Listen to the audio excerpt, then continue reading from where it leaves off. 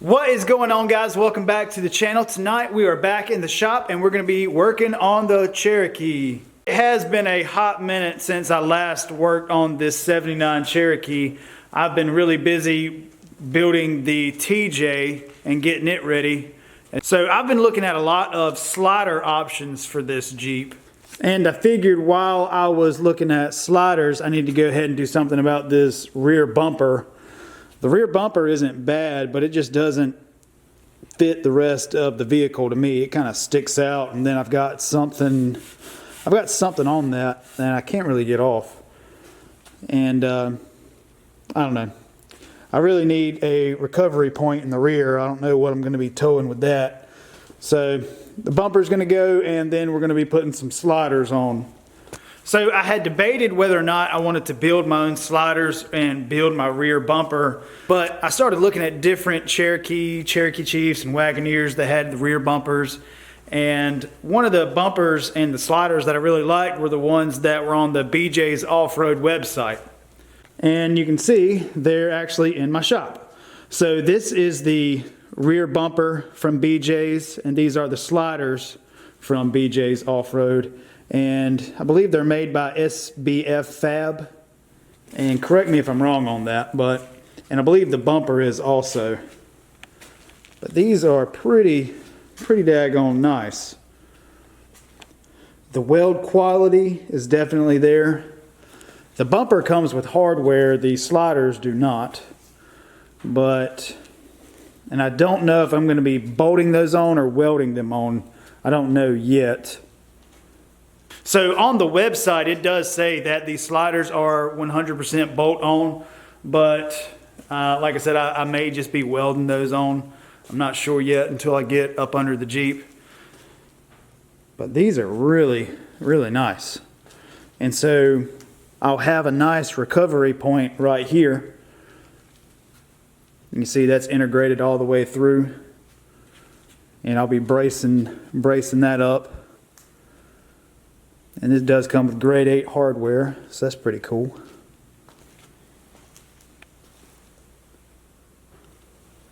The welds on the sliders are pretty cool too.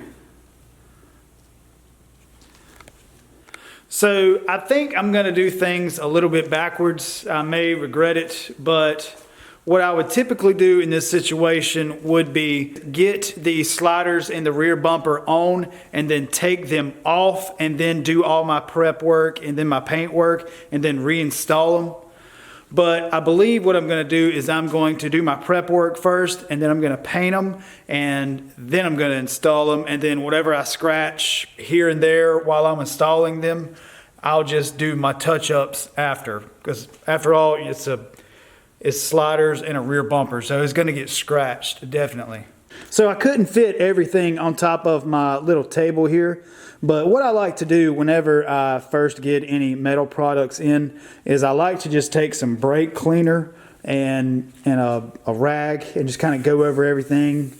And you can see it's got some oils and some dust and everything, and you just want to get that out of the way.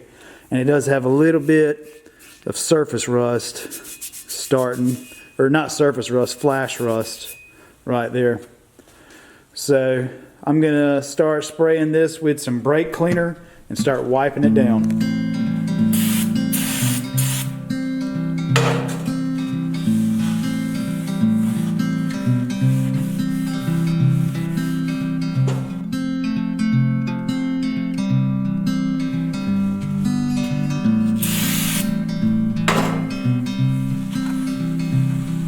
So I did go over everything with brake cleaner and a rag just to get off all the oily fingerprints, the dust, any nasty contaminants that are on the metal. So what I'll do now is I'm just going to go over everything with some sandpaper just to kind of get rid of some of this flash rust right here. And there are a little bit of welding slag, stuff like that we don't want on here. And it's really not that big of a deal, but it'll look nicer when you paint it. So for the big parts of the bumper, what I'll probably use the orbital sander here. And what you may be saying to yourself, why are you going to sand it after you just wiped it? Well, if there was any grease or anything that was on the bumper before, the sanding may just drag it out instead of just wiping it off to begin with. So, you know, when it comes to stuff like this, it's all about prep, and you may miss it on the last sweep. So if you can try to get it off on the first sweep, you'll be better off. It makes sense in my head, but anyway, I'm gonna start sanding.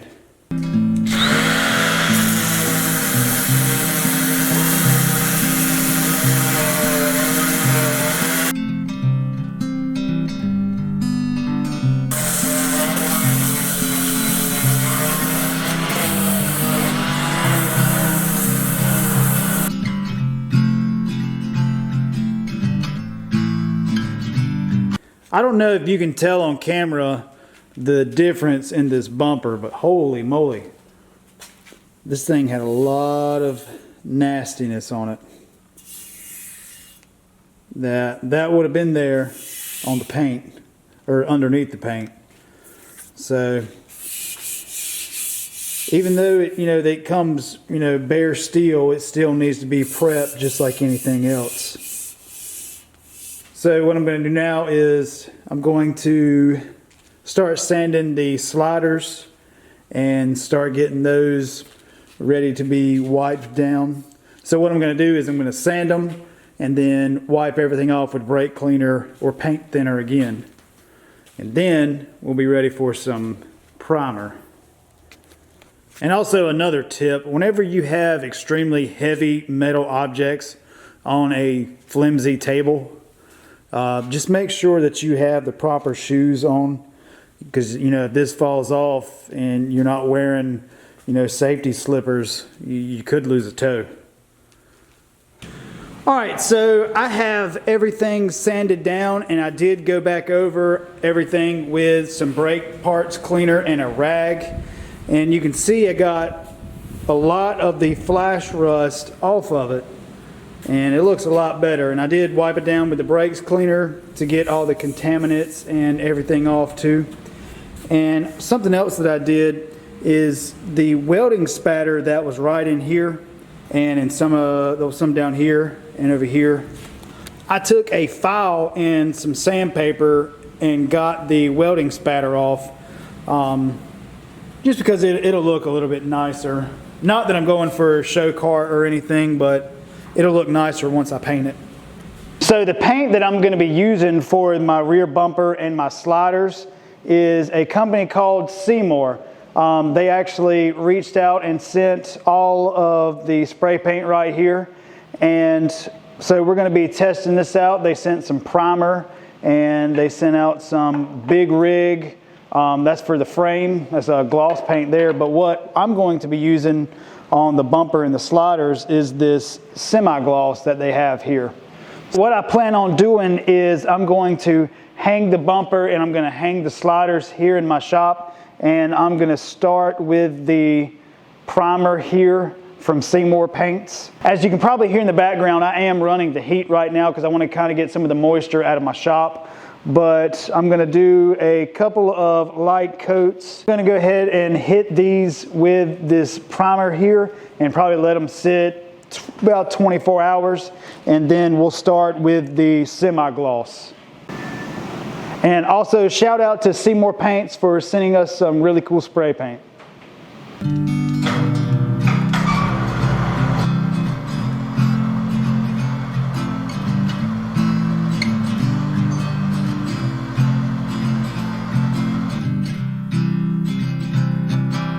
Alright, so I have the bumper hanging from my hardtop hoist, and I have the sliders on some just old cardboard and old rugs.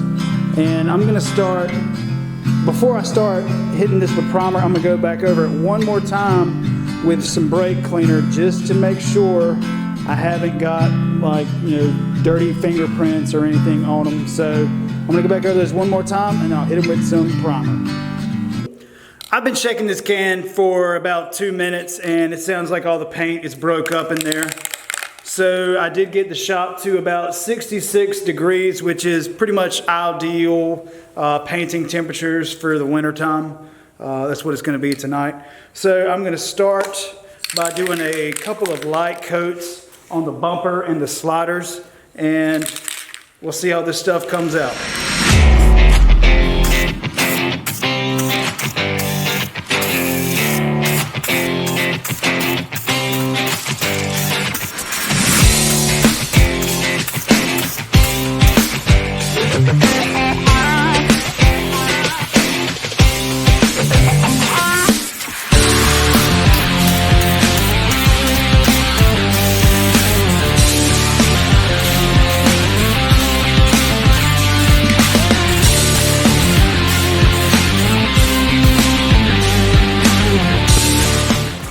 So I have everything primed, and I've just got it just kind of chilling right now so that it can dry. And what I did 3 light coats of primer, and it laid awesome. Because I am a terrible painter, and there is no runs, no anything. It could be just because I actually read the directions and didn't just spray it all on at one time, but for the most part, I really think it looks good. So I'm gonna let this chill in here for about 24 hours. May put a small fan on. All right, so it is the next night. It has been 24 hours, and I'm going to start with a light coat of this Seymour high-tech semi-gloss enamel here.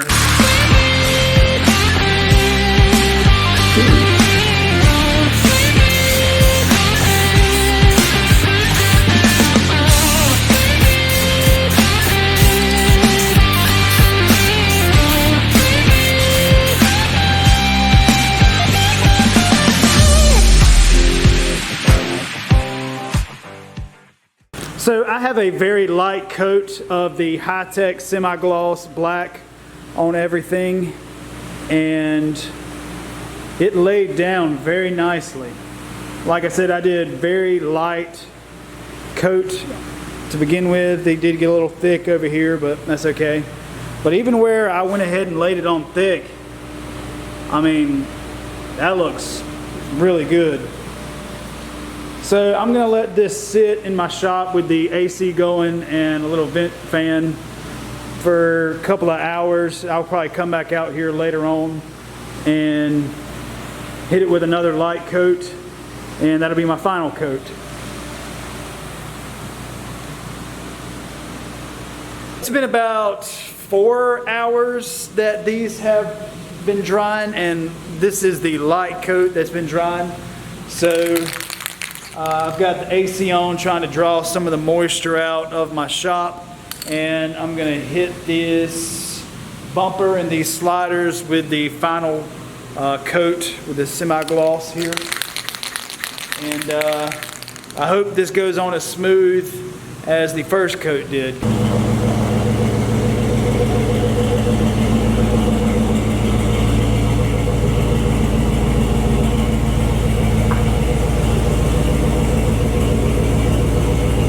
So it is a beautiful Saturday here in North Carolina, and as you can see, I have the Cherokee in here now. I have the sliders right here and the bumper right there. Everything is painted and dry, and it is ready to go on.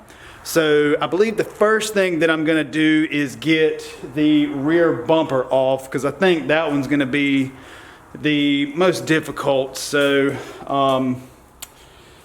whenever I was building this Jeep, I did notice that the rear bolts for this are completely rusted up.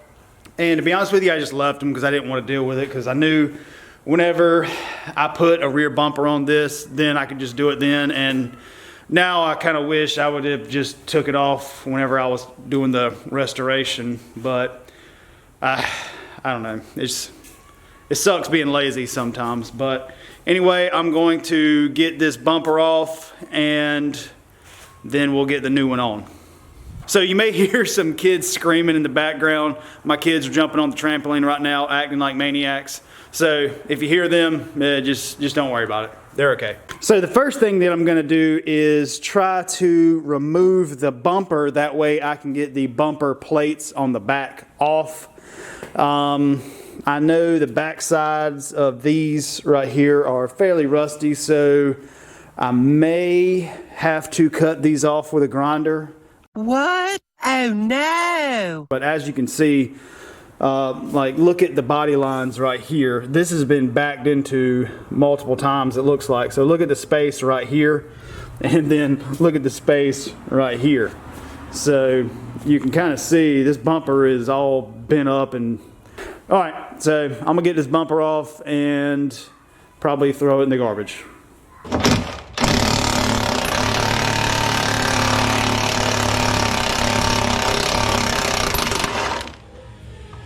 How exactly does the sun set? How exactly does a posit track rear end on a Plymouth work? It just does. It just does.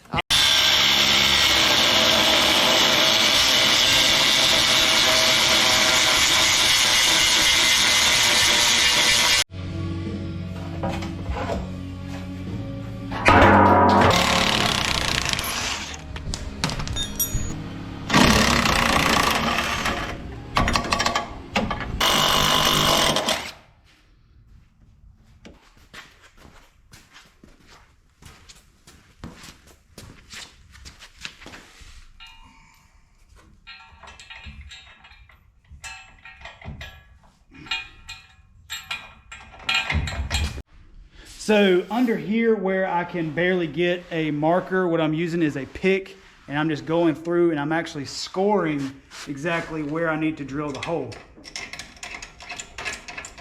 Just like that. I'm gonna do that on both sides. And that's it.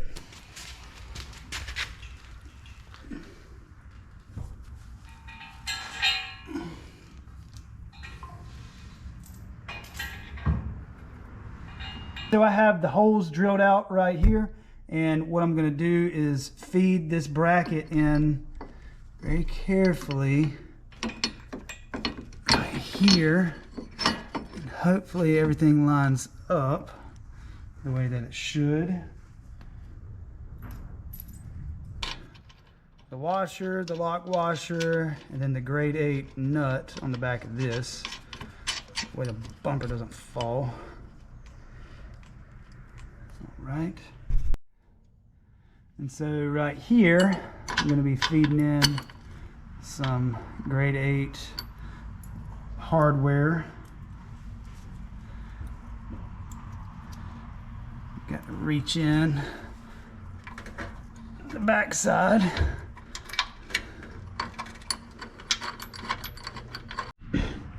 So now we are on the passenger side, and we are getting the bolts and everything in. So you kind of got to reach up here behind the gas tank and get the washers and everything on. And so what I'm going to do is I'm just going to slowly start tightening everything up.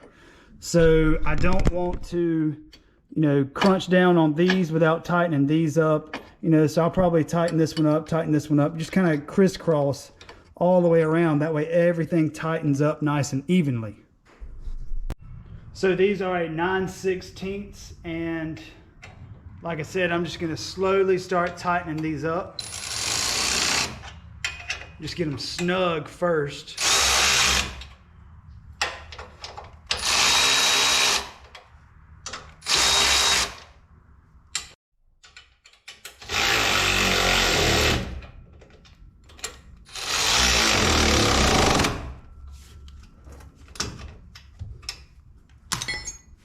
All right, so now I have all of these tight right here, and I'm gonna go to the driver's side and get all those tight. All right, so here is the bumper all installed, all tightened up, level, and everything is as level as it's gonna be. But I'm pretty pleased with it. I did make a complete mess in my shop. That is just from all the grinding and cutting I had to do to get some of those bolts out that were rusted. But I've got some patina right here that I don't know exactly what I want to do with it. This has been in a fender bender or something. So I'm going to come back to that. Right now I'm just going to call it patina, like all the hipsters and kids do nowadays. But so I'm going to get these sliders on now, and we'll see what all that entails. So the next thing that I'm going to do is start mocking up this slider. I did go ahead and test fit it and realized that the longer bar goes towards the front of the vehicle, and there already is an existing hole. Try to show you right here, and I went ahead and marked them also. I don't know if you can see that. So what I'm going to do now is drill out 3 holes for each one of the legs on the sliders and bolt this thing up that way. I really wanted to weld it, but I kind of talked myself out of it just in case I ever had to take them off or do anything like that. So I'm gonna drill them out. It's gonna take a while. I'm not looking forward to that, but it's one of those things that's got to be done. And before I forget, check this out. So I do have some hoodies and I do have some t-shirts. I'm going to try to get a website put together, 6feetunderfab.com or something like that, where I can, ship out the shirts, ship out the hoodies. I'm going to have banners and stickers and stuff like that. But I am going to be selling the shirts and the stickers and the hoodies and the banners at the Jeep Affair, which is going to be March 22nd through the 24th at the Lenoir County Fairgrounds. There's going to be overlanding. There's going to be vendors. I'm going to have all my rigs out there set up. So definitely come check us out. Buy a t-shirt, buy a hoodie. And we're also going to have some Jeep Affair shirts and stuff like that. So definitely check that out. So this is what the back of the t-shirts look like. I've got like a Stranger Things vibe going on. Like, I've got the Stranger Things font right here. And then I've got like the upside down. So if you've ever seen Stranger Things, you know what I'm talking about. But so let me know in the comments if you would like a shirt or a hoodie or anything like that. So my shirts are probably going to be $20 to $25, and they come with a free sticker. Hoodies are probably going to be $40 to $45. I'm not sure yet. I've still got to get them in. So let me know in the comments what y'all think of the 6 Feet Under Fab t-shirts, if y'all like the Stranger Things vibe to it. And if you're local, hit me up. I can meet you somewhere, get you a shirt or whatever. As of right now, locally, I'm selling the shirts for $20 and the hoodies for $40. I don't know about shipping them out just yet, so if you would just kind of be patient with me. I'm trying to figure everything out, but if you're local, I can definitely get you a shirt. I can definitely get you a hoodie. And let me know in the comments what other type of merch y'all would like to see. So there's so much out there, I don't know what to get yet. So as of right now, like I said, I've got t-shirts and hoodies and banners and stickers, but let me know if there's anything else that y'all think would be cool. But anyway, that's enough talking. I'm just honestly trying to procrastinate drilling out these holes, but I'm just gonna get to it, get my GoPro set up and everything, and maybe I'll do a time lapse of something, me pushing a drill bit into the side of this frame. Anyway, still procrastinating. All right, here we go. So what I have found helpful when having to drill a ton of holes in like a frame or anything like this is you kind of make your own drill press. And what I mean by that is you get your drill kind of set up in here, and then you take a pry bar and just kind of push on the back of the drill and just go real slow. Make sure you drill straight. But so I'm pulling down with this hand down here, and it's pressing into the frame rail, and I'm not having to kill my back or anything like that. Just like that. Now that I have all the holes drilled out to a 1/2 inch, what I'm gonna do is to prevent these holes from rusting, I'm gonna hit them with some Seymour Big Rig paint. And this is really good for frames and stuff like that. It's gonna give a nice coat, and it's gonna also make sure that it never rusts. So I'm gonna spray some of this on. Make sure I get all angles of those holes there. I'm just gonna do a nice coat on everything.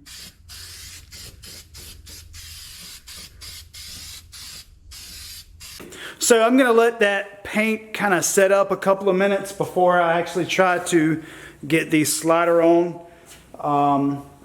I'm gonna try to get the slider on by myself. I had help earlier, and now that it's kind of late at night, I'm kind of on my own here, so it's kind of how it goes. So I'm gonna try to get it on, and I'm gonna try not to drop the slider on the ground. So.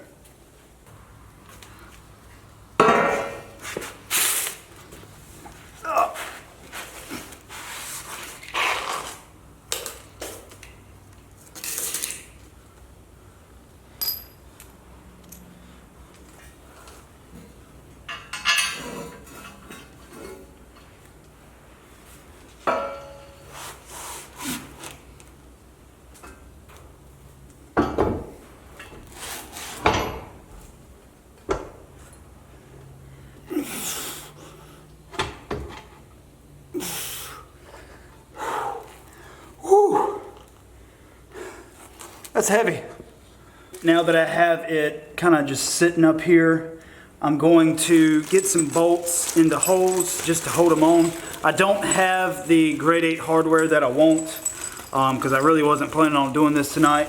So I'm going to get just some extra bolts in it just to kind of hold it on there so it doesn't fall off or put any extra strain on one section of the frame or anything. So I'm going to get some bolts in just to kind of hold it, and then probably tomorrow we'll be ready for some grade 8 bolts. So it is the next day. I did go to Tractor Supply this morning and get some hardware for everything. They didn't have enough grade 8 bolts, so we're going to be doing some different bolts in some of the holes, but it'll be fine. So what I'm going to start doing is getting all the bolts in, and then I'm just going to just kind of slowly tighten them up. I'm not going to tighten up this end first. I'm just going to slowly tighten everything, and I'm going to make sure that all the bolts are in before I tighten down anything. So that way, you know, like if you tighten down on this side or something and then you go to try to put a bolt in down here, it may not line up. So I'm just going to go ahead and get the bolts in, make sure everything's lined up, and then I'll tighten everything down.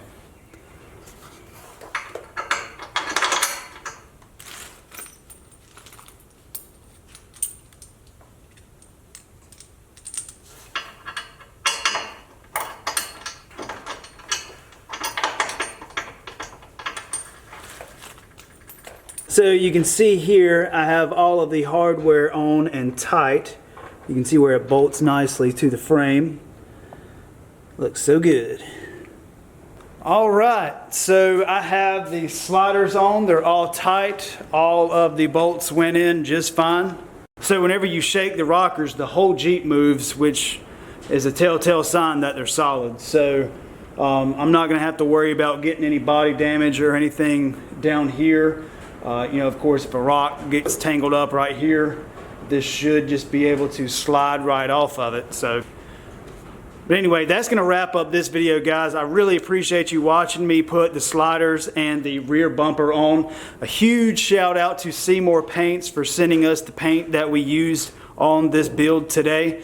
So definitely check out their paints. I'll put the website and their Instagram information in the video right here at the bottom. So definitely check them out if you want your metal products to turn out as good as these did on paint. Because like I said before, I am terrible at painting, and these sliders in that rear bumper looks like a professional painted them. But anyway, guys, I really appreciate y'all watching. Make sure that you check me out on my Instagram at 6feetunderfab.